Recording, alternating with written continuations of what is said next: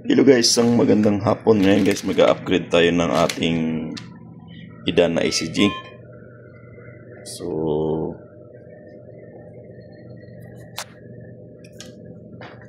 So yan guys, ito yung aming Idan na ACG na wala siyang wifi. So ngayon guys, mag-upgrade tayo ng wifi nito. So meron na kaming biniling mga wifi module. Ayun o. So marami yan guys, nasa 20 piraso yan. Kasi nasa more than 20 yung aming Idan na ACG. So requirement kasi namin ngayon guys, yung may wifi na yung aming ACG dahil sa transmission. So yung Idan na to, ang ginagamit naming transmission guys is yung cable, yung RJ45. So nagkakaroon siya ng problema, yung nagka-intermittent siya. Ngayon, ang suggestion ng Idan is to upgrade ng wifi. So yun nga guys, ang problema guys, ang kasama lang niya sa extra dineliver sa amin guys is yung module lang, to module at saka yung cable. So wala siyang kasamang antenna, ayun, yung antenna. Kasi guys, pag hindi mo sa kinabitan ng antenna guys, ang problema, poor connection ang lalabas dito sa ating monitor.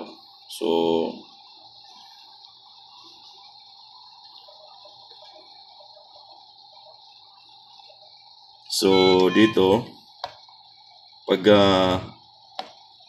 hindi pa touchscreen. Pag ating titingnan yung transmission dito guys, ito, pag tinignan natin yung ating transmission dito, ang ating transmission mode lang is modem, net port. So wala siyang wifi. So ngayon guys, i-installan natin ito ngayon ng wifi. Pero bago natin i-installan ng wifi guys, ito, patayin muna natin yan. Ang gagawin natin is mag-modify muna tayo kasi kailangan natin i-modify yung ating wifi module. Ayan. So ayan yung ating wifi module. I-modify natin yung ating antenna. Kasi wala tayong antenna, hindi pwedeng walang antenna to guys kasi yung connection niya lalabas, poor connection. So madali lang naman natin i-modify yan. So kuha lang kayo ng wire na ito. Ito yung gamit ko, pang wifi, dual siya. So dual wire siya. Ayan. So ito yung gagamitin ko ng wifi.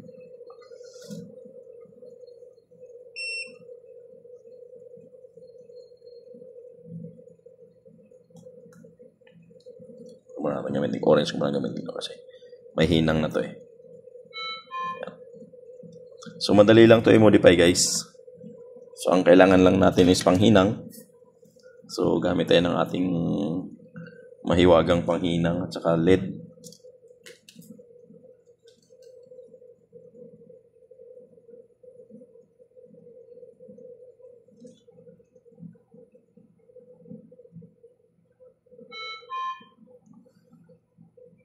So ito yung ground at saka yung pinaka antenna, signal. So ngayon guys, hihinangan natin yung ating dito, itong yan o, yung connector na yan, ayan o, dito. So yan sa connector na yan natin. Diyan tayo maghihinang. Para makasigurado kayo guys, sukatin natin yung ating meter kung saan yung pinaka signal. So gagamit tayo ng meter, sukatin natin kung saan banda yung antenna. So tingnan lang natin dito, gitna, ayun yung gitna. Ito naman yung kabila, yung ground. Ayan. So gagawin natin, hinangan natin to. Pero natin bago natin hinangan, kailangan ng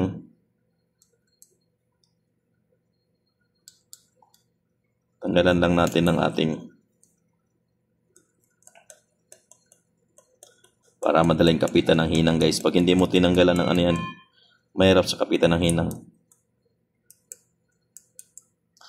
So, lagyan lang natin ng soldering paste. Or, para madaling ano. Ayan. So, kung ito yung ating ano, signal na side. Ito kasi mahirap guys kasi wala silang sinama na antenna. So, kung meron sana, madali na lang yan. So ngayon, mag-modify na lang tayo.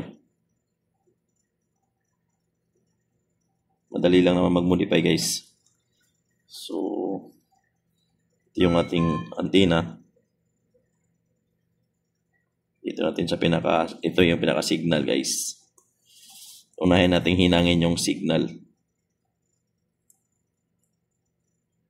Ayan. So, pag nakita mo na ano mo na hinang mga signal, check natin ng meter para sigurado na nakakabit. So, ito yun.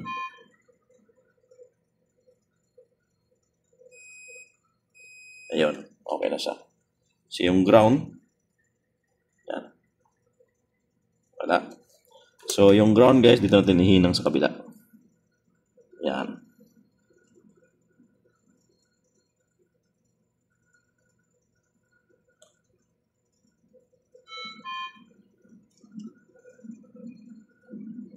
So, dito guys, kailangan mo lang matyaga para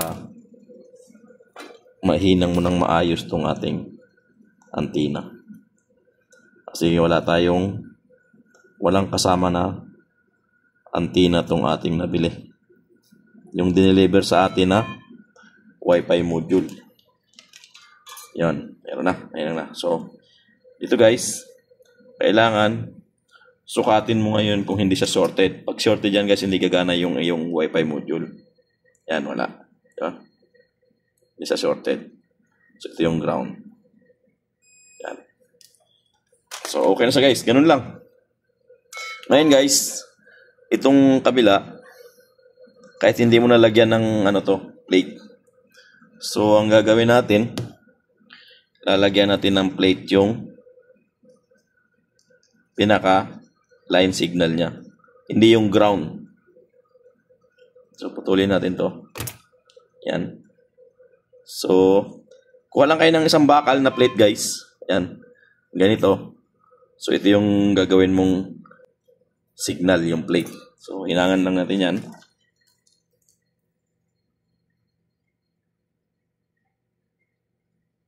Yan. Yan. Tapos, ihinang mo ngayon to.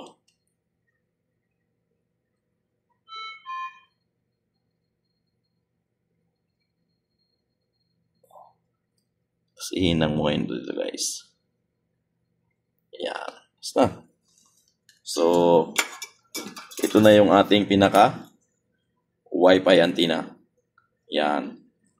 So, ayun na yung Wi-Fi natin guys. Okay?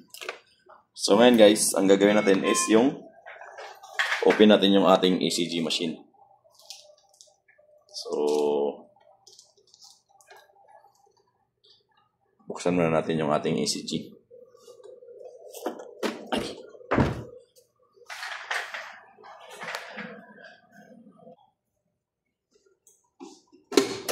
Una, tanggalin natin yung ating connector ay printer.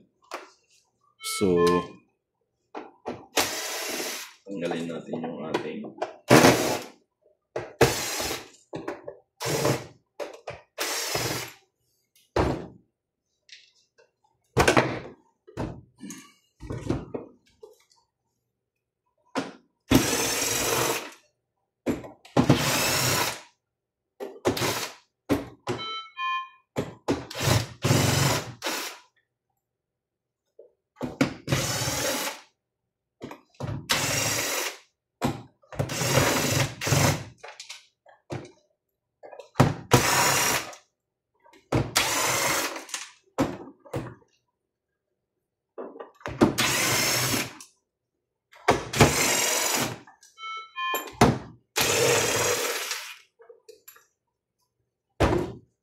So, ayun, tanggal na yung ating screw. Ayun, yung screw. So, buksan natin ulit. So, napakasimple lang to. Ulitin lang natin yung ating, ayan. Ayan guys. So, ito yung laman yan. So, kailangan natin ng isang kable. Yung ganito guys. So, dito natin ilagay yan. Saka yung screw. So, dalawang screw.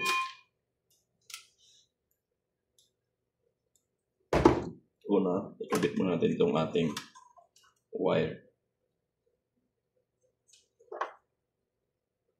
Yan.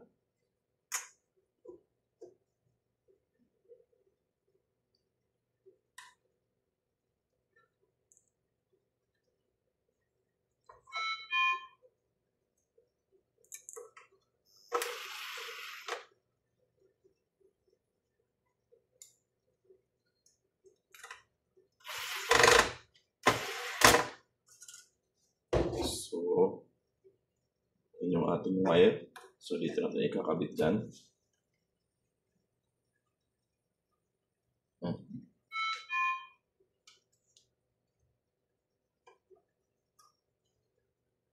Yan. So, ayun na yung wire natin. So, igpitan na natin yung ating Wi-Fi module. Ayun na. So, ganun lang guys. Ayun, yung pinaka-Wi-Fi module niya. So, ito lang yun. So, ito yung antenna natin. So, ang antenna natin, dito natin padaanin sa gilid. So, ang requirements pala nito guys na antenna para maganda ang sagap niya, reception is 6 to 12 inches yung ano mo guys, wire mo. So ngayon, maglagay tayo ng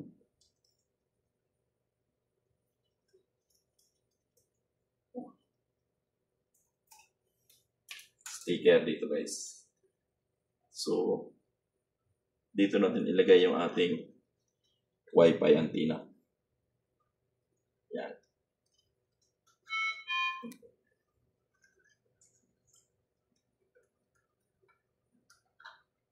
Yan.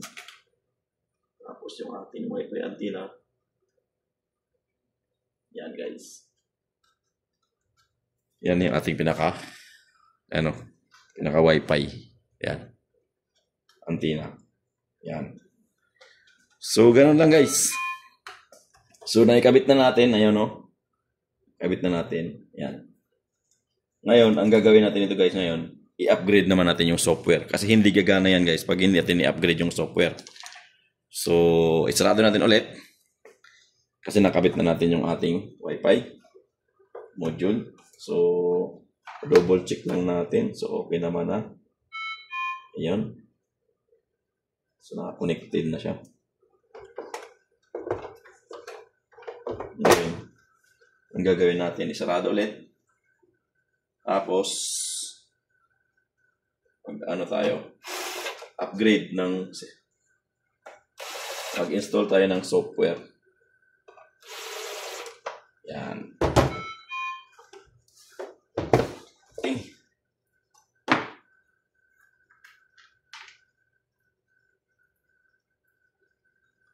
So, i-close lang natin yan.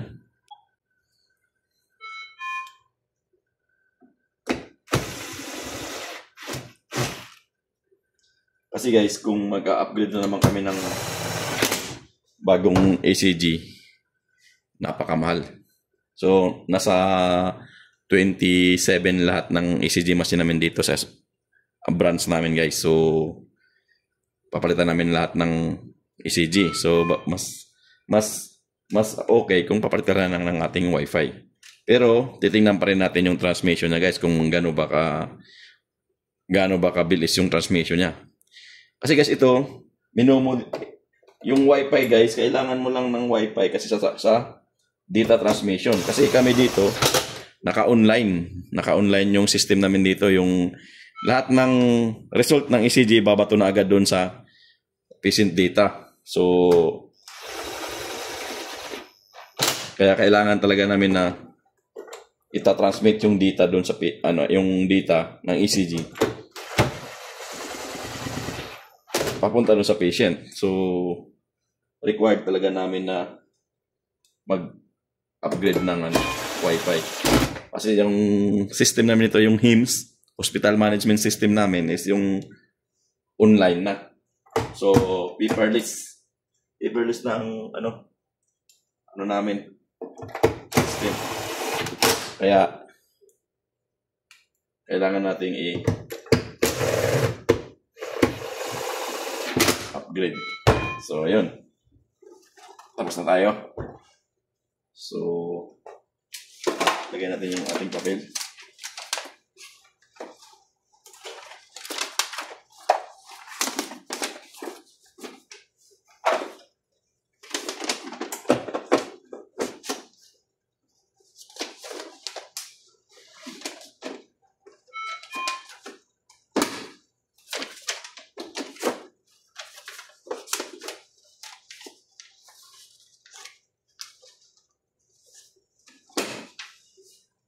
So ayan guys. So mag-upgrade tayo ngayon. So ito nga pala guys, bago tayo mag-install ng software nito guys, kailangan muna nating i-back up yung ating patient file kasi napakaraming pasyente na itong natin guys, ECG natin. So kailangan nating i-back up. Panigurado lang, baka kasi pag nag-upgrade tayo, mag-corrupt. So at least masisave mo yung guys, yung patient file.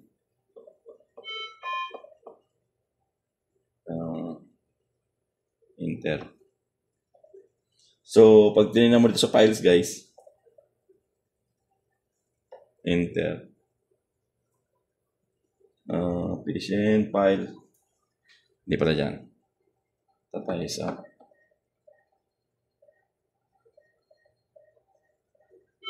enter. So dito guys sa file, pupunta ka sa file bago ka mag-backup. File, tapos enter, file format PDF. So dito kailangan PDF pag naka file yan guys, hindi mo mabasa sa computer yan, kaya kailangan naka PDF file. So pagka na-select mo na yung PDF, so punta ka lang sa tab. Okay. So pag binalikan mo yon, naka PDF file na. So i-back up muna natin bago tayo mag-install ng software para sure tayo. So kailangan din natin ikabit sa power to guys para hindi tayo alanganin pag nalubat. So ayan guys, para nandito tayo sa safe side, naka-power na tayo. Ayan, power para safe yung ating pagbaback up. So wala tayong alalahanin na maglubat. So naka-PDF na yan. So yung data natin, punta ka lang dito sa F7. So file. Yan. So export all. Ayan o. So dapat yung USB mo guys nandito na naka-install. Ayan. Para ma-save lang yung lahat ng data. So export all lang natin. So ayun, medyo matagal yan kasi marami siyang laman. Ayan. So yun. Hanggang sa matapos lang yan guys. So magsisave na dito.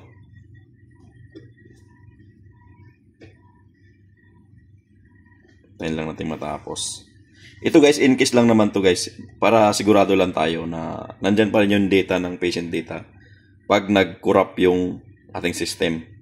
Kasi hindi naman natin masabi kung perfect ba talaga natin yung pagka-upgrade. So para safe sa side natin sa Biomed, pag hinahanap ng doktor yung patient data na dito sa USB. So nakasave lahat. Ayan, lapit na. 69%.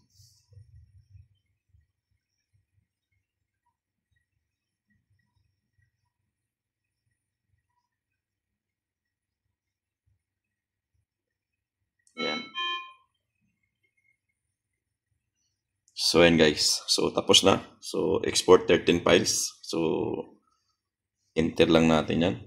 Ayan. Enter. So, tanggalin natin yung ating USB. So, return.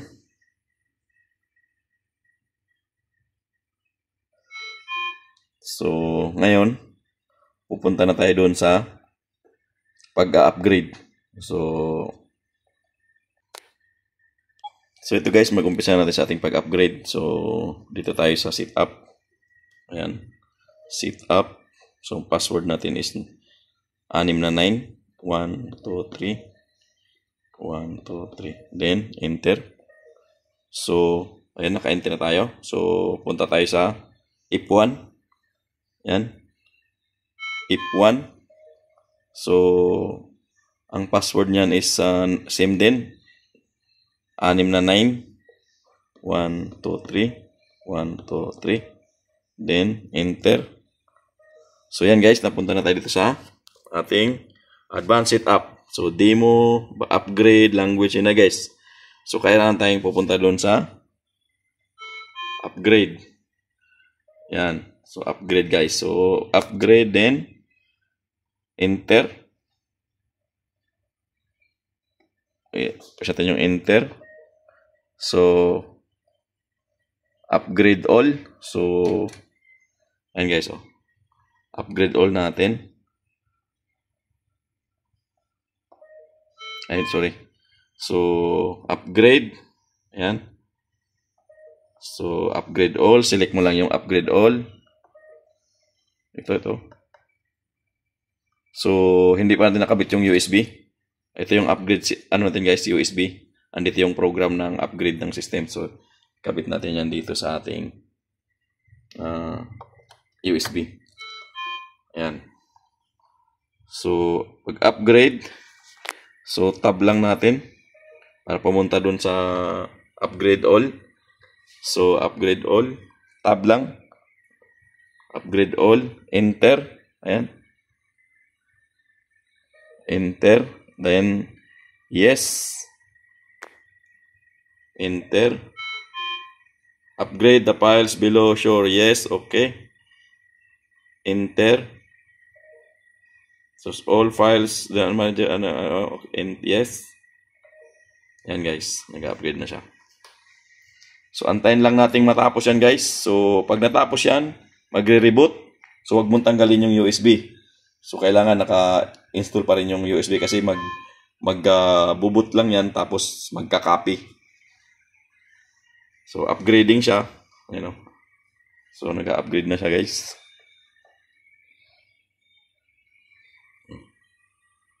So, marami pa akong i-upgrade guys. So, ang dami pa ako ditong mga wifi na i-upgrade.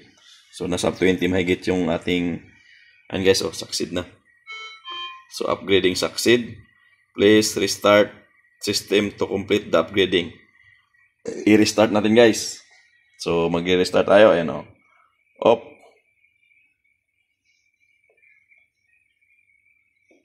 Shutdown. Then,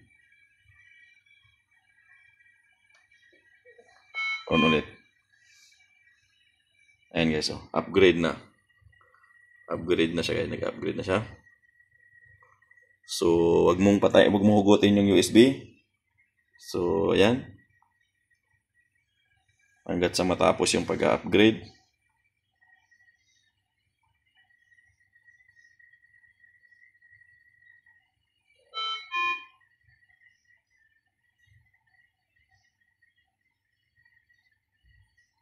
Yan. Compressing.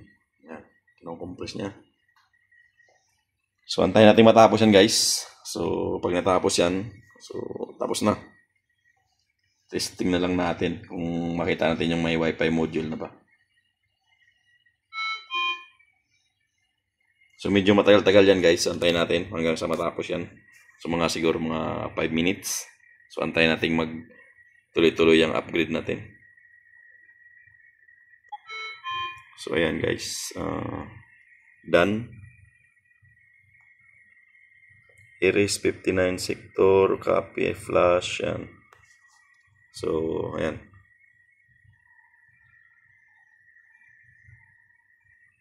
Ayan.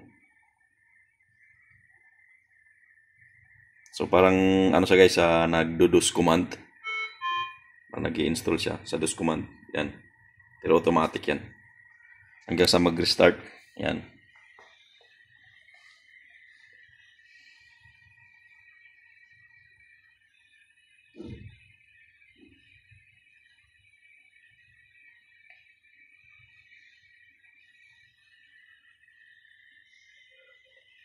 So, ayan na guys. So, tapos na. So, pag ganyan na guys, so patapos na yan, pwede natin tanggalin yung ating USB.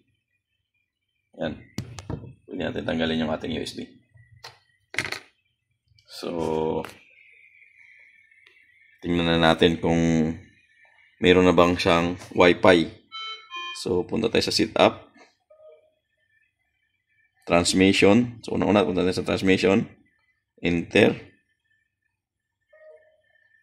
So, tingnan natin kung nandyan yung ating port. Punta tayo sa tab. So, select port. Enter. Ayun o guys, so wireless na. Ayan. So, wireless na. So, meron na tayong transmission mode ng wireless. Dati, port lang. So, ngayon, tatlo na siya. Ayun o, net port, wireless, UART, modem. So, ngayon, tatlo na yung ating transmission mode. So, naka-wireless na tayo. So, dito guys, pupuntahan natin yung setup dito. Ito. Para makita natin yung Wi-Fi, kung nakakadetect ba siya ng Wi-Fi.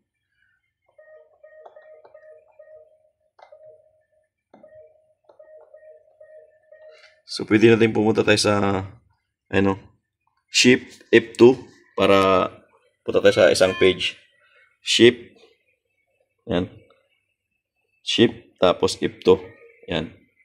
So, para makita natin yung Wi-Fi. Wi-Fi enable. I-auto natin yan. Ay, mali.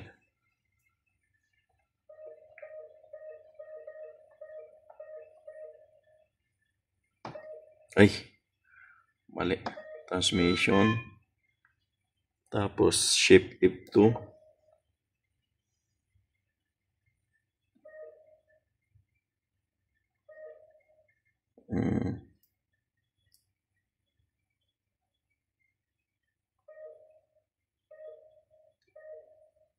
Punta tayo dito sa add Wi-Fi. Parang wala tayong makita. Enable Wi-Fi pala. So, punta tayo sa enable Wi-Fi. Enter, searching ng Wi-Fi kung may makakita ba siya.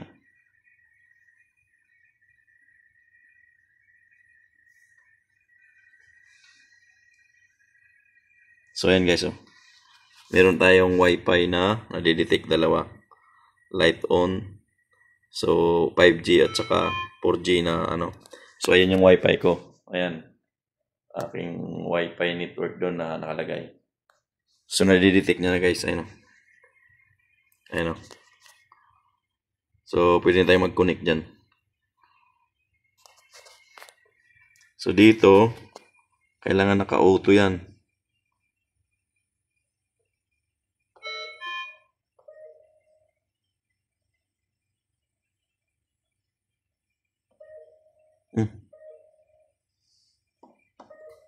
Shift F2.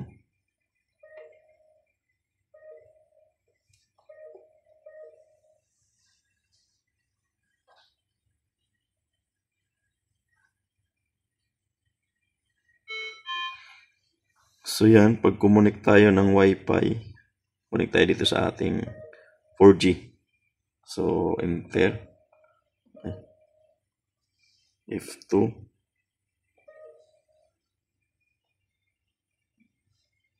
Tingnan natin kung mag-connect.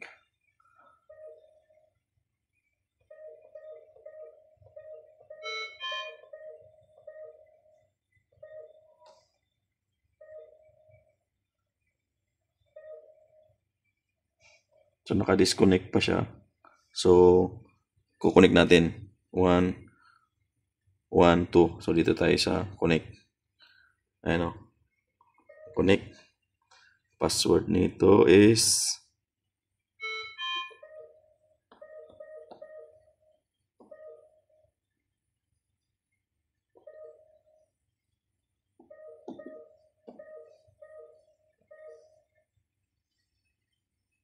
asan yung asterisk? Yun lang. Wala siyang ito. Shape.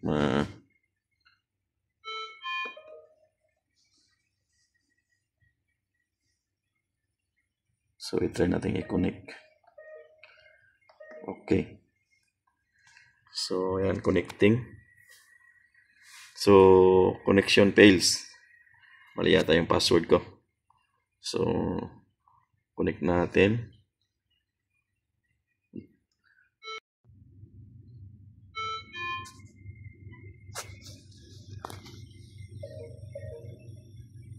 So, ito guys, oh.